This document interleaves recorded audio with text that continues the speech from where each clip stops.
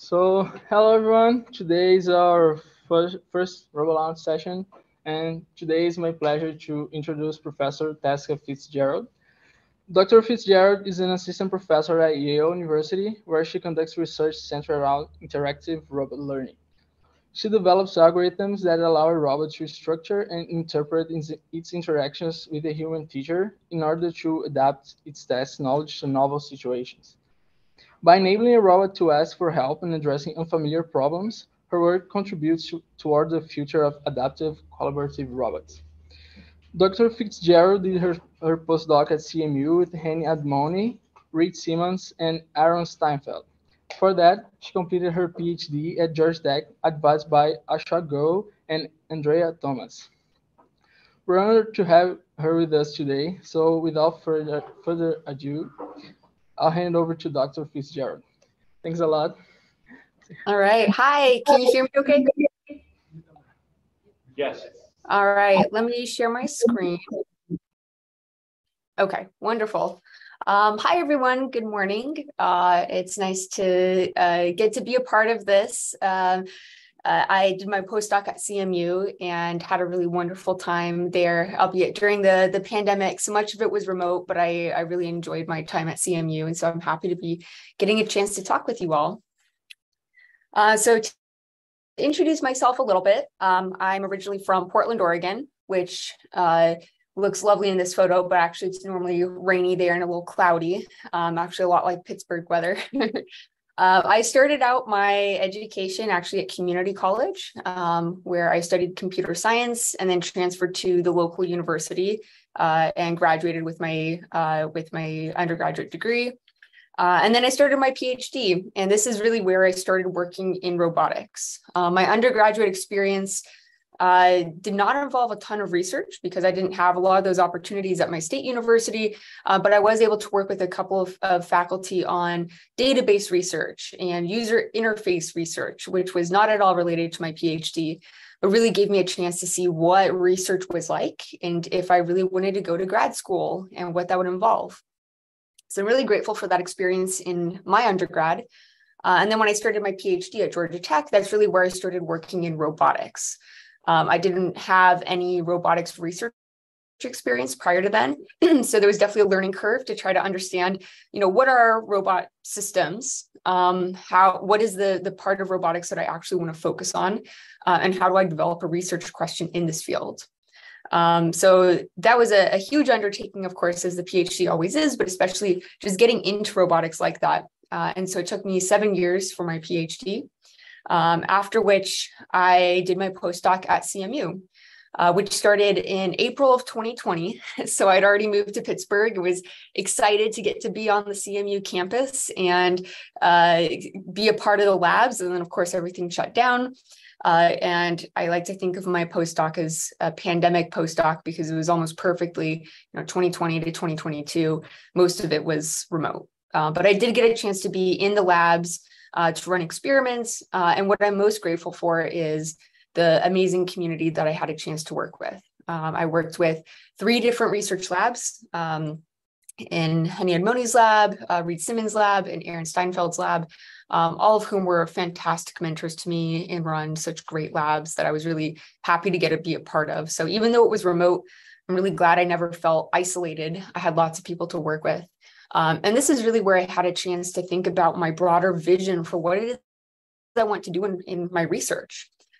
During the PhD, you really have to have your blindfolds on in a way. You have to be focused on one thing, one project at a time, your dissertation.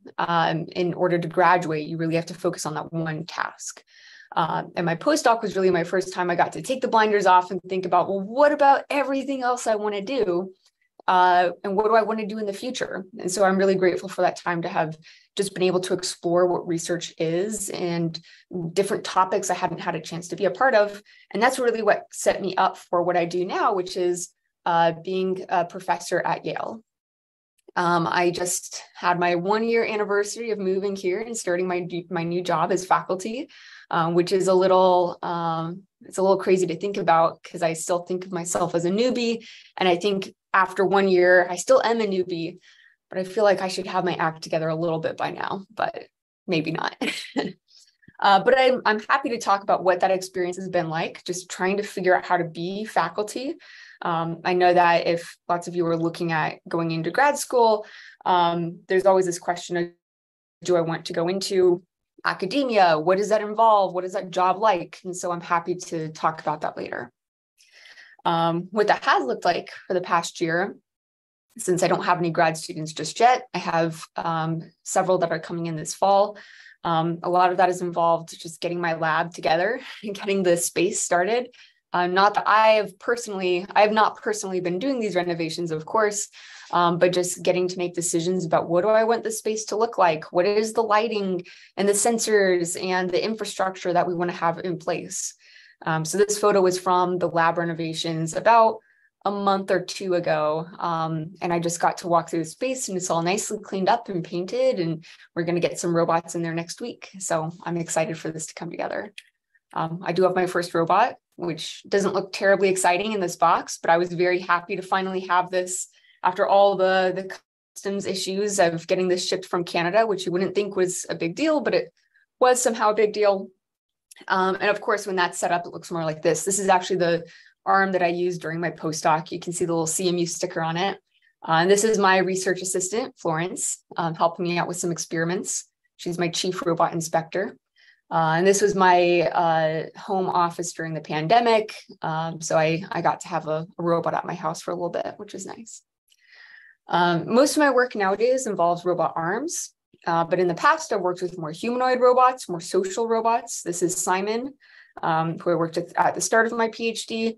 And then most of my PhD work was with Simon's cousin called Curie, who's also humanoid, but has a little bit more range of motion, a little bit more expressiveness. So that's some background about where I've been.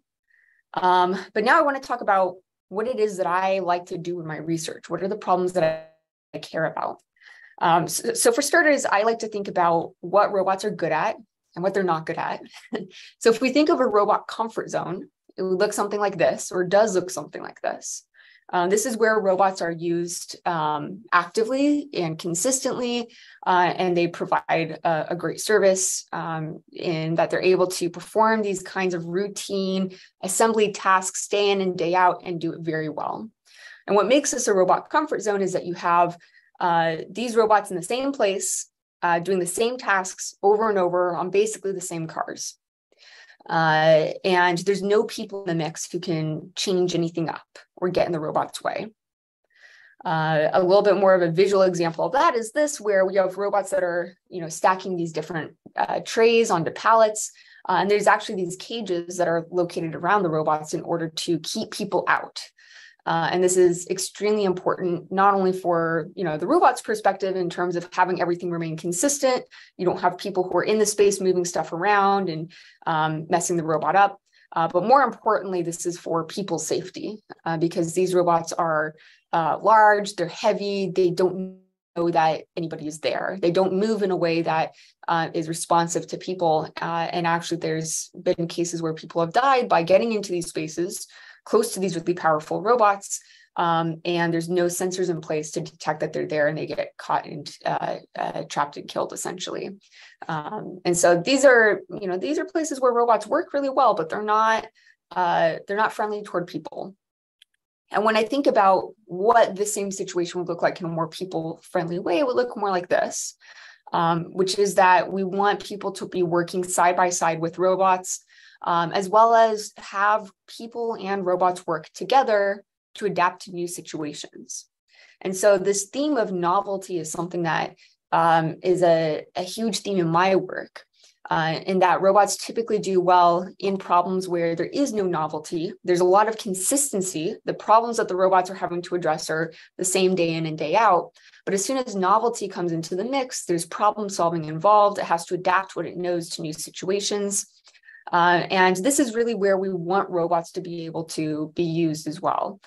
This is more what the real world looks like, where we're constantly dealing with new situations. And even just in manufacturing, what that might look like is being able to customize products for different people or different orders, whether that's visuals or branding or trim. And from a robotics perspective, this means that a robot has to be able to identify an object that looks new, that looks novel, but still serves the same role in whatever task the robot might have learned in the past. So being able to detect that, this object has a similarity to ones I'd used before, despite it looking different, is something that it needs to be able to do to handle this. We also want robots to be able to adapt to changes in their end effector, or if there's a tool that breaks and we replace it with a new one that's different in some way, how can a robot adapt to that new tool without having to shut down manufacturing or retrain the robot for that new tool? And so this would allow robots to be more flexible when difficulties arise. And then finally, we want robots to be able to adapt to changes in human teams. So if there's some expectation of how work progresses through a group of people, one person finishes one task and that makes it available to the next person and so on. Whenever there's an interruption, whenever there's something that is unexpected that arises, we want a robot to be able to adapt to that, whether it's just asking a question, hey, what's going on, or pausing what it's doing, or otherwise adapting to the new flow of how things are working with this team. And so we want robots to be able to be flexible to those changes in feedback and also be able to provide feedback to that human team. So overall, this is all just within a manufacturing setting, but this shows how there's these different sources of novelty that can arise in just this one setting. And these different sources of novelty affect the robot in different ways, whether it's according to vision or the robot's emotion or its communication with human teammates. Now, we can think of these same categories of novelty arising in other domains as well. So going back to the idea of robot comfort zones, the other cases where we see robots working really well and actually being accepted into people's homes is a Roomba. And what is fantastic about this is how widespread these are in people's homes, to the point that really their primary user has become cats. And if our cats can't accept robots in our home, then how can the rest of us? But this always makes me excited because this is a case where, people are really having robots in their home. They're filling a useful job, and they don't cause, we don't have to work around the robots too much. They have a very natural fit into people's homes. But even so, I can't really say that these robots are actually adapting to their environments. At best, they're kind of ignoring it. They don't detect that there's a cat on top taking a ride or really what it is that it's running into. At best, it's kind of just detecting, oh, there's something I've run into. I'm just going to move around it.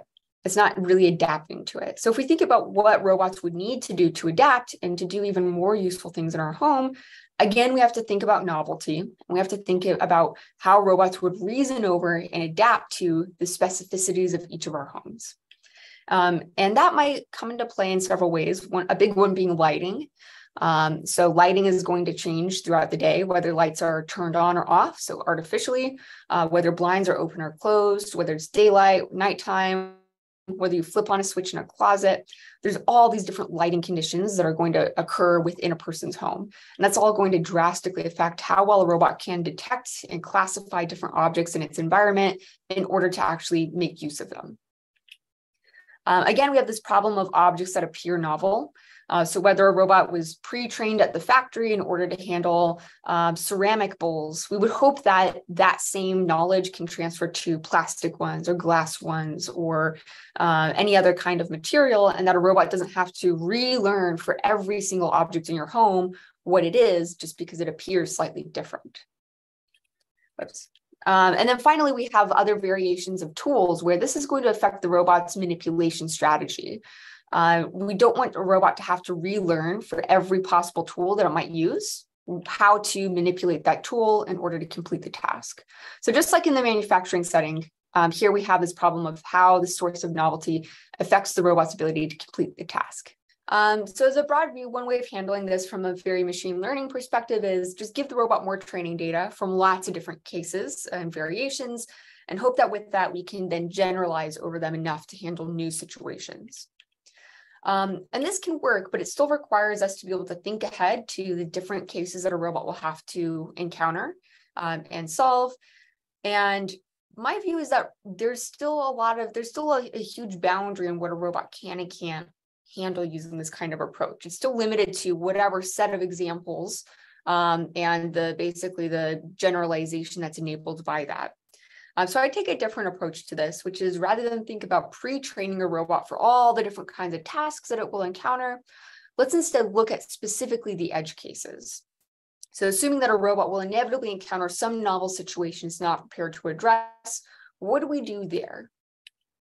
And so under this paradigm, the focus is no longer on collecting large amounts of training data, but rather to allow robots to reason in real time about what information they need in order to address the specific novelty that the robot has just encountered. So there's a couple of challenges there. One is reasoning over what information the robot needs in the first place to handle this new situation. And the second is, where does that information come from? So for that second challenge, I take a human-robot interaction-based approach, which is that, well, if we have a robot that's in human environments around people, then a robot can ask for help. Or in an exploration setting, that means it could communicate with human operators or teammates. And so that tells us how a robot might be able to get information is through interaction, but that still leaves open that first question of how do we actually, leaves an additional question of how do we actually derive information from those interactions with people. And so to do this, we have to better understand how novelty relates to learning and relates to interaction. And that requires that robots actively work with people, both spatially, so having people next to robots, and intentionally, as in robots actively querying people for information. And so from a big picture, we can think of there being this relationship that occurs between or starting from novelty. So to ground this in a concrete example, let's say a robot has learned some task using this paintbrush shown at the top, and we replace that with a different brush. So now the robot no longer has access to the paintbrush. It has to do whatever it was trained to do with this shorter scrub brush instead. So to account for this novelty, the robot needs some knowledge. It needs some information about how this change in tool should affect how it performs this task. How does its planning need to account for this change in constraints? And what makes this particularly challenging is that this robot doesn't know anything about bristles or about the bristles contacting the surface of whatever it's trying to sweep. It only knows it's holding a new tool. And so in order to get this knowledge of how to use that new tool differently, we rely on interaction, and in this case, corrections, which I'll talk a bit more about later.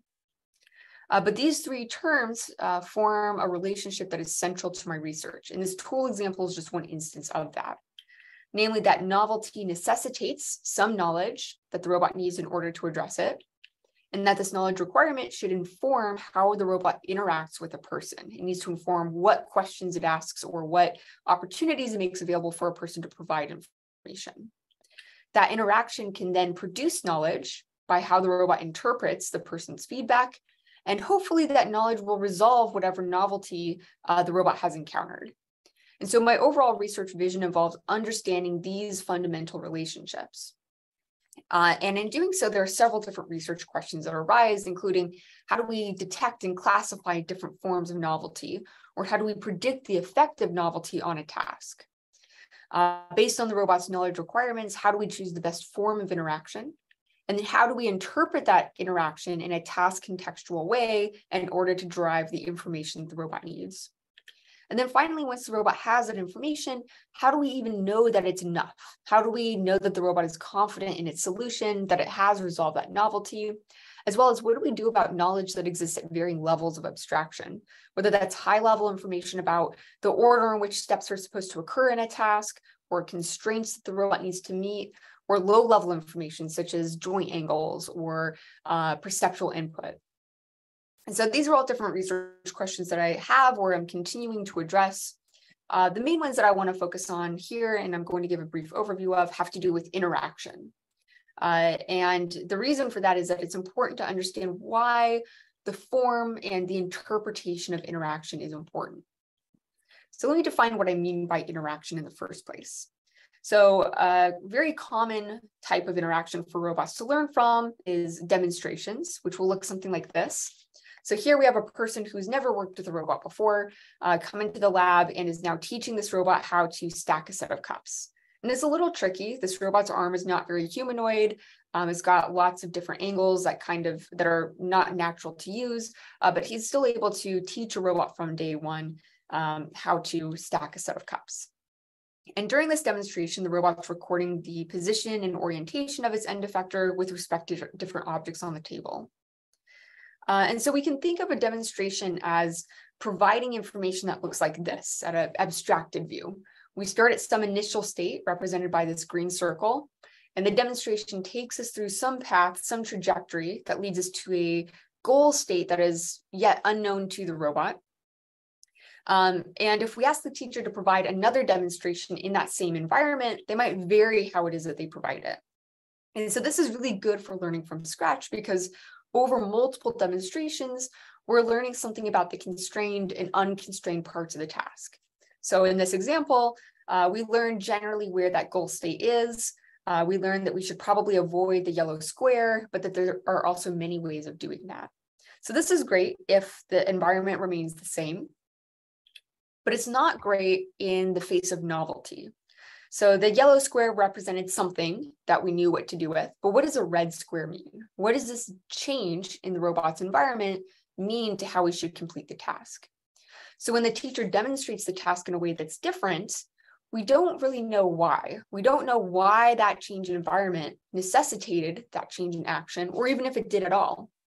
Maybe the teacher just decided to demonstrate the task in a different way that had nothing to do with the square being red instead of yellow. So this prevents us from learning something generalizable about that novelty and how it affects the task.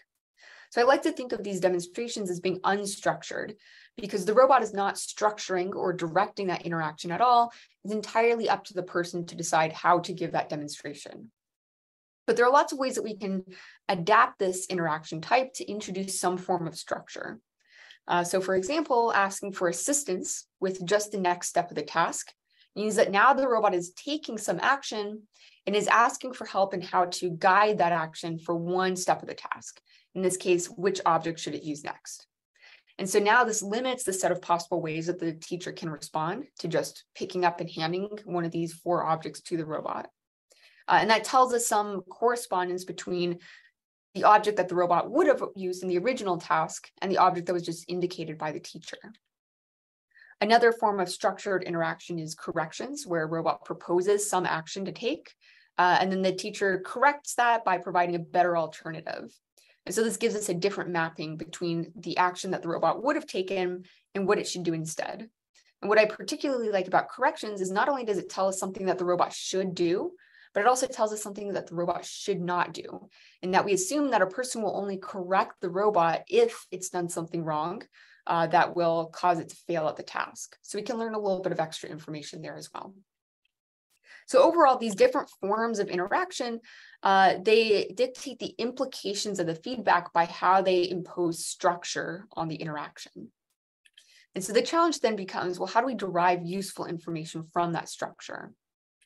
So in the cup sorting task here, we have the robot learn an initial task using demonstrations. It's learning what order it should pick up the cups and where it should put them. And at a later time, we can replace those cups with the different ones. So here they're in different locations, they're different sizes, they're different colors. The robot doesn't know about the physics of these cups, that they have to be stacked from largest to smallest. And so what it's trying to learn is which of the original cups now map to these new ones. So rather than have the teacher provide a whole new demonstration, we have the robot ask for assistance with just the next step of the task. And what that allows it to do is to make inferences as it goes. So it can infer, I'm now stacking these cups in order of size, and that's how I should map the old objects to these new ones. So here we had the teacher provide assistance with every step of the task, but we were able to go back later and see, well, how much of that help did the robot really need? And what we found was that in 9 out of 10 cases, the robot only needed help with the first 2 steps of the task out of 8. So in this case, that means that the robot could have asked for help with only the first quarter of the task and done the rest of it autonomously after inferring the information that it needed. In a slightly more complex task here, there's more objects to sort, so there's more possibilities for how the robot should do this task. It needed help with the first half of the task. And then there's other ones like this that were simple enough. There's really only one way that the robot could stack these objects, and so it didn't need help at all. So what we want a robot to do is to autonomously detect when it needs help and ask for help in those cases, and otherwise complete the task autonomously. And so we were able to introduce a confidence-guided approach that does this. And to visualize the benefits of this, we can think of there being these two axes that we're trying to maximize.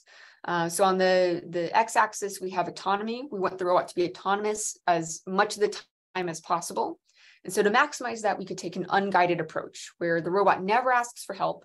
It just does what it thinks it should do with these brand new objects it's never seen. And in some cases that works out well, like that lunch packing task. It can do well in 100% of the cases. And in others, it's really not a great solution. So here we see we're maximizing autonomy. We have a lot of variance in how well the robot actually does the task. We can take another approach, which is, okay, have the teacher re-demonstrate the task.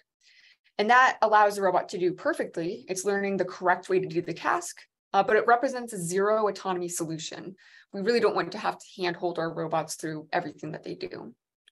And what we found was that with our confidence-guided approach, where the robot automatically detects when it actually needs that help, we're able to really maximize both of these objectives and produce the correct action in over 93% of cases, while also minimizing how much help the robot needs.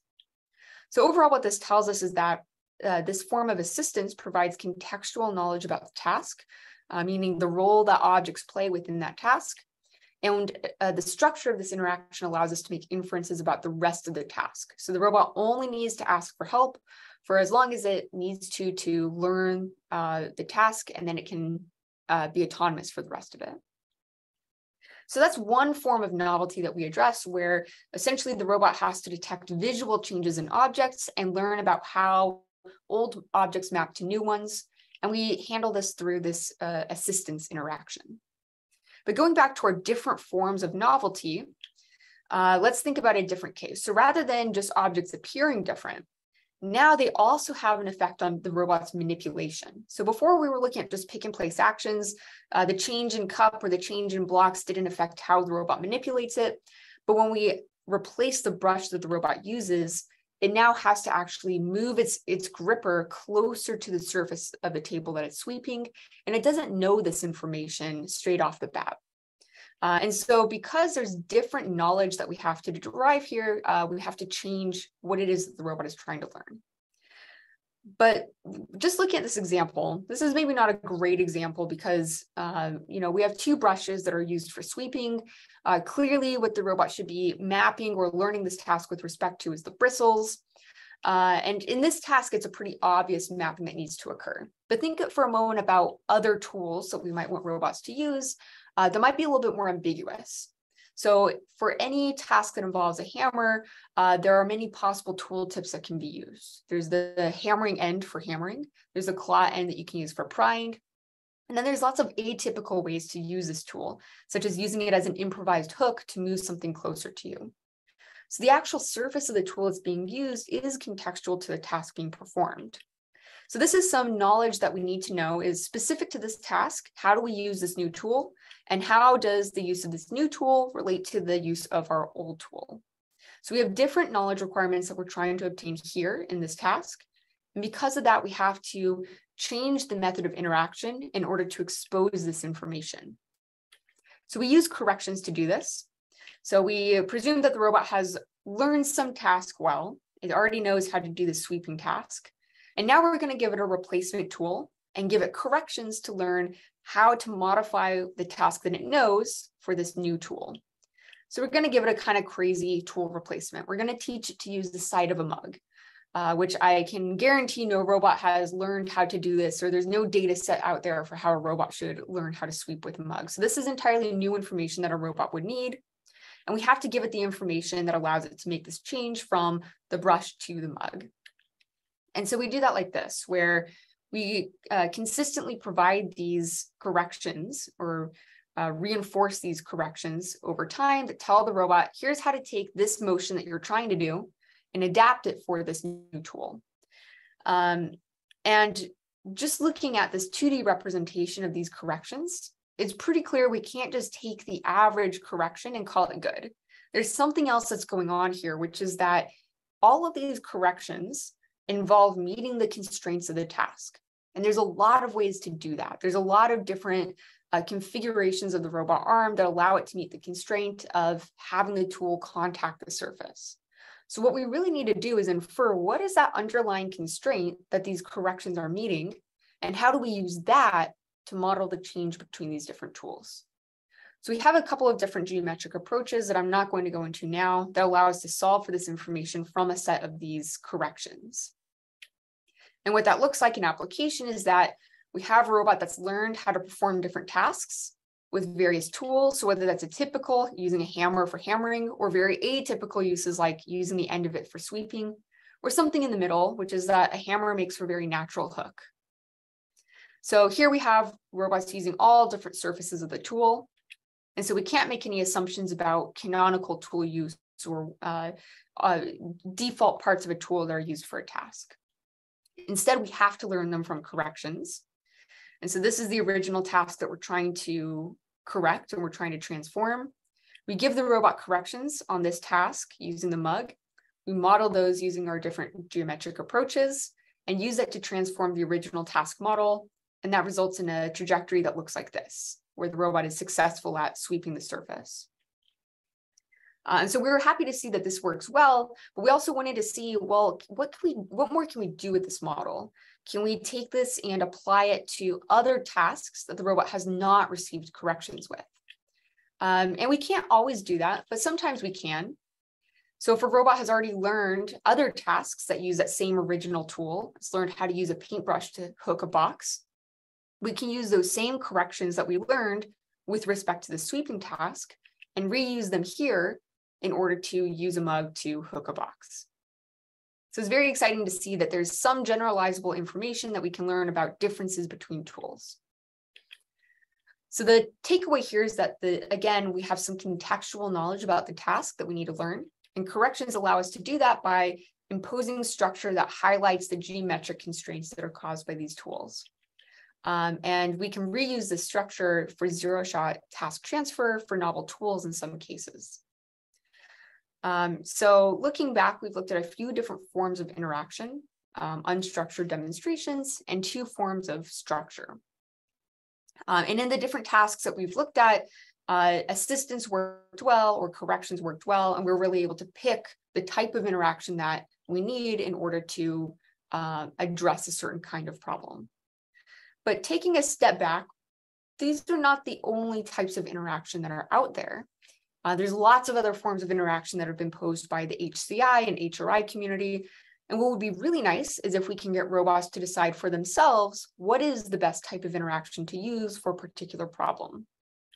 And so my more recent work has looked at this. Essentially, the type of interaction that a robot uses has to fulfill some an interaction that looks like this. So the robot presents some query. It says, hey, can you give me a demonstration of this task? Or there's other interaction types like preferences. It can say, hey, should I take action A or action B? And when the robot presents this query, the human teacher, the human in the loop, is going to evaluate the ways that they could respond and present their response, whether that's choosing a demonstration. And I say choosing in that they provide a demonstration, but there's an infinite set of possible ways that they could have done so.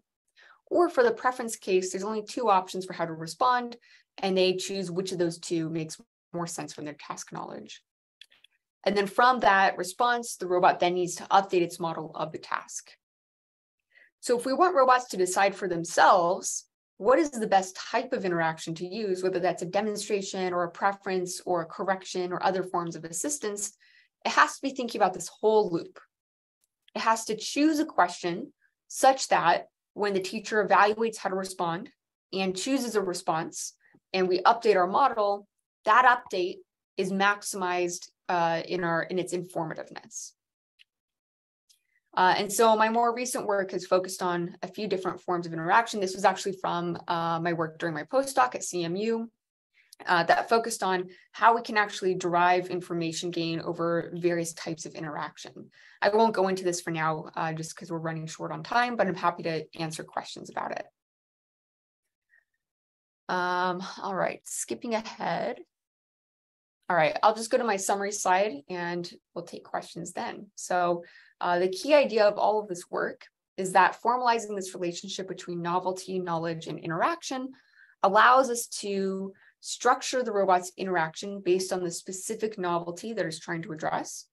And that allows robots to extrapolate more from limited information and reason over the knowledge and interaction requirements that best address that novelty, and allows the robot to be more efficient in how it interacts with the teacher.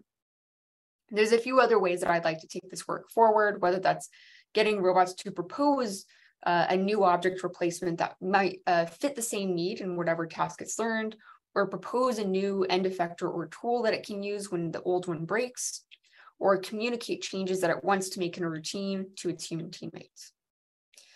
So these are a few of the different problems that I'm interested in and will be leading in my lab going forward. And I'd like to thank the many wonderful people who I've had a chance to work with, including this top image is the wonderful robotics community at CMU while I was there for my postdoc. And I'll just leave the summary slide up and I'm happy to take questions.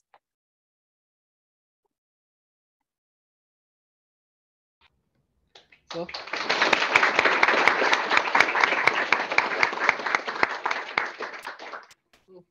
thank you very much, Tesca. This was definitely wonderful, very interesting. And I'll welcome anyone who has any questions. So, Alex, can you come here, please?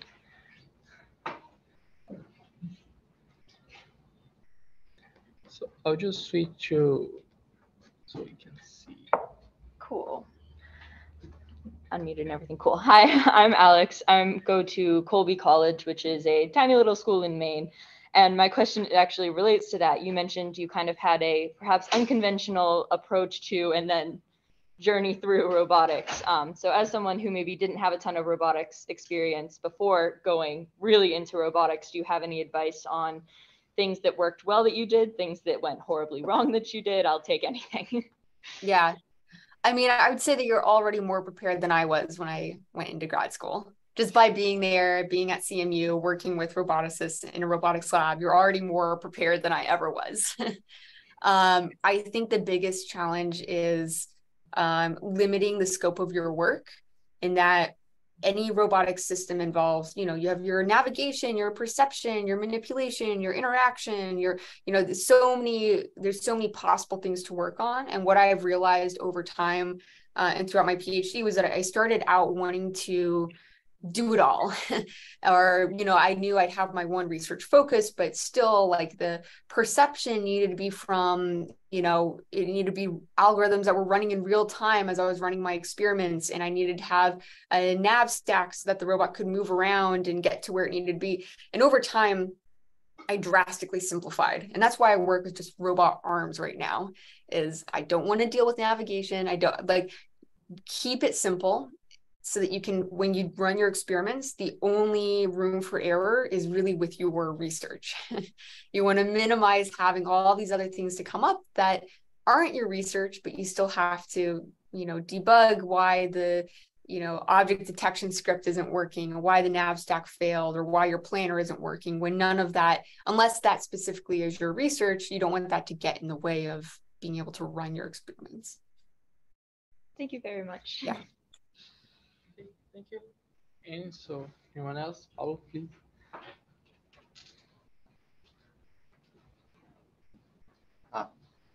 Hi, my name is Pablo. I'm from Mexico, and I'm here working in the big bot intelligence lab. And my question was actually about that experience you were mentioning and just referenced now about going into grad school and finding that a specific area to work, like very nailing it down, and then having the opportunity after grad school to kind of explore a broader scope. So I was kind of curious about how your experience was when choosing those scopes and how you went about that. Yeah, it's a good question. I think it surprises a lot of students how much figuring out the question is a part of the research and is a part of the PhD. And I talked to so many students, and this was also me in grad school, who feel like I am not doing what I should be doing and spending so much of my time thinking instead of doing things. And I feel like I should be past this by now. And every student goes through that.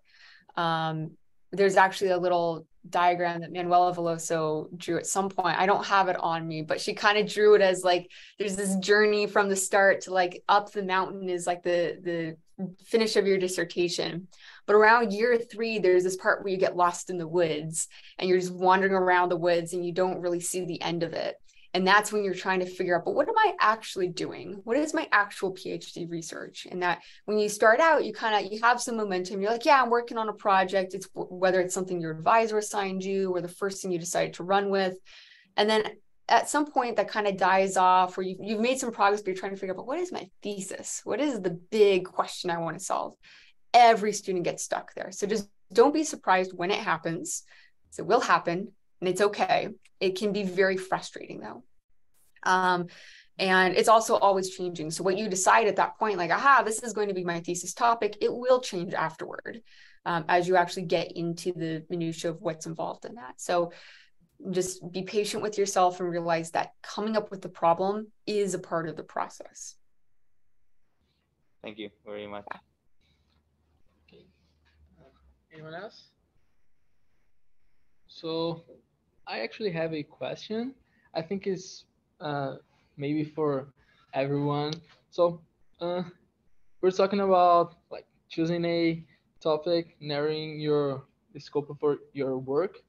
So, but at the same time, I think many of us are still, because we're still undergrads, we're still like really trying to figure out what we really like, really love.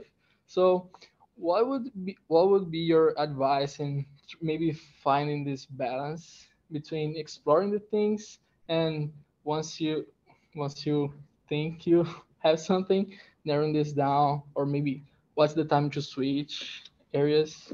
Mm-hmm. Yeah, it's a good question. I think maybe other people have maybe this will come across as obvious to you all, but to me it was not obvious, which is you really have to learn to pay attention to yourself and how you feel about your work. When you're working on a project and it gets frustrating, think about, why is it frustrating? Is it frustrating because you think that you should know this stuff by now? Or is it frustrating because you don't have the right resources to do what you want to do?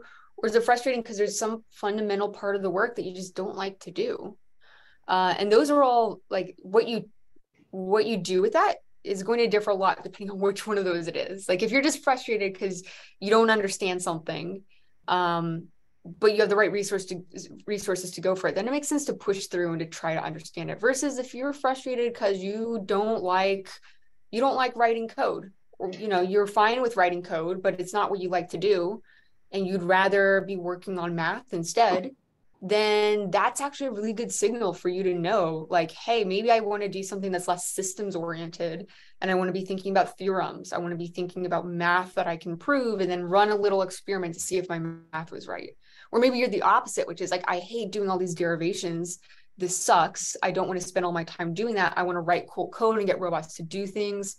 I want to run studies with people and, collect data with real participants. Like that's all really important to listen to. So again, maybe this is all obvious to y'all, like, oh, do what you want to do. But basically think like, I encourage you all to be introspective when you are not having a good time, really digging deep to try to figure out, but why?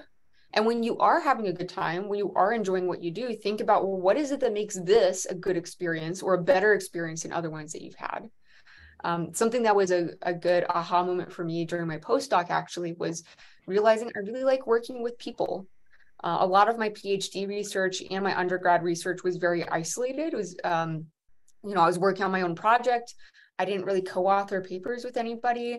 It was just my ideas and I was solely in charge of getting those things done. And it wasn't until my postdoc that I realized, like, hey, it's really motivating for me to be in a team of people and to kind of bounce ideas off of others and to feel motivated by that. And so that's something that I now take with me as I want to build more of those kinds of experiences. So yeah, I would just encourage you to be introspective about the things that you do. Great, thank you very much. We have one more question, please. Two more. Okay.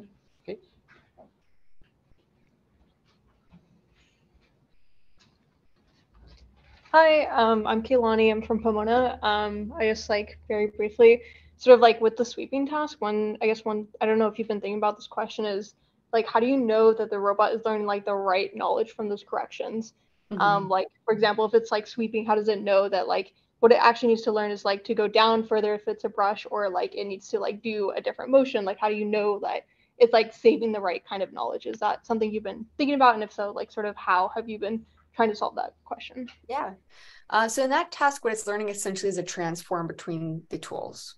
So it's essentially learning, if you think about where the robot is grasping the tool and where the tooltip is, or the part of the tool that it needs to plan with respect to, essentially.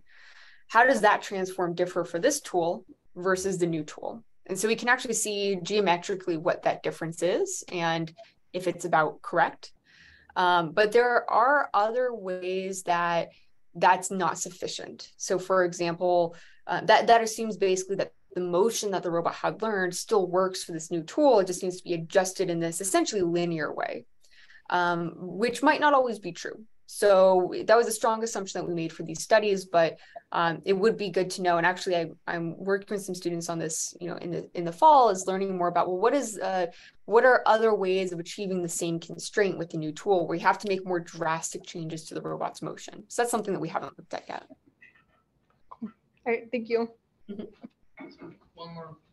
I have space. I think we have time for one more, maybe. Hayden.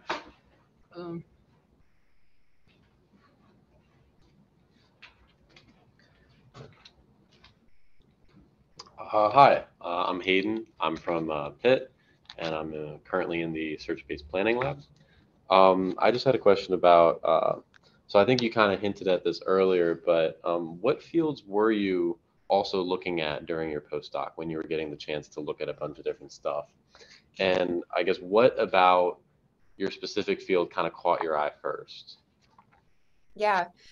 It's a good question. So I wasn't looking at different fields so much as different questions. And what I mean by that is that you really dig out a niche in your PhD and in your research career about the kinds of tools that you use and the kinds of problems that you're interested in.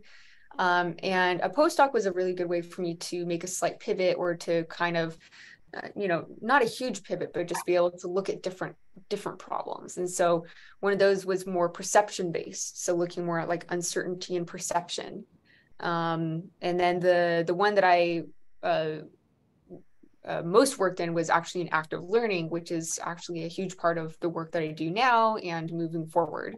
Where I hadn't done any of that really in my PhD, but I had a chance to look at active learning, which is this whole idea of like how does a robot formulate the questions that it poses to a person. So rather than learning passively from demonstrations or, even from corrections where you're telling the robot to ask for corrections, how do you flip that around and get the robot to decide it needs to ask for corrections or to ask for a demonstration? And so that's really where I think the most successful pivot for me was.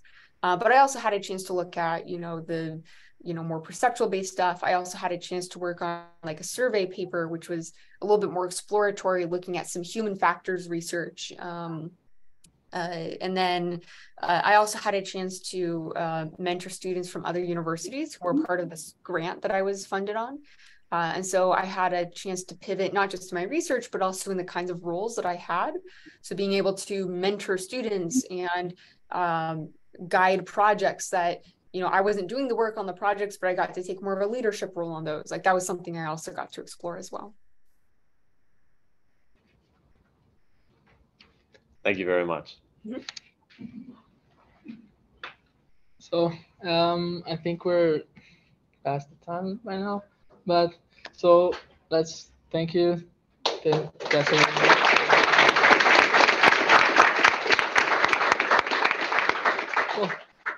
All right. Thank you all. Take care.